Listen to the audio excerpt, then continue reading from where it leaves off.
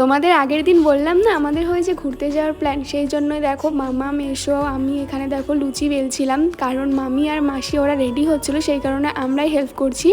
রান্নাঘরের কাজ কমপ্লিট করে রেডি হয়ে আমরা বেরিয়ে পড়লাম আমাদের ডেস্টিনেশনের উদ্দেশ্যে। এইদিকে দেখো সবাই রেডি হয়ে গিয়েছে, আর আমাদের ঘুরতে যাওয়ার কথা ছিল ঠিক 8টার দিকে, বাট বেরোতে বেরোতে হয়ে গিয়েছিল 12টা। এইদিকে দেখো আমরা পৌঁছে গিয়েছি দুধিয়া ব্রিজে। সেই দিন না গাইস প্রচণ্ড পরিমাণে বৃষ্টি পড়ছিল, সেই কারণেই এত লেট হয়ে গিয়েছে। আর এইদিকে দেখো আমি গাড়ির থেকে মাথা বের করে দিয়েছি। আমরা যত উপরের দিকে যাচ্ছিলাম গাইস, আর কুয়াশাতে পুরো ভরে গিয়েছিল রাস্তাটা। জানলার পাশে বসে ভিউ এনজয় করতে করতে যাচ্ছিলাম আমরা।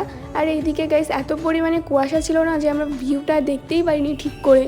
তারপরে দাঁড়ানো হয়েছিল একটা ভিউ পয়েন্টে, সেখানে আমি অনেকগুলো ভিডিও বানিয়েছি, ফটো ক্লিক করেছি।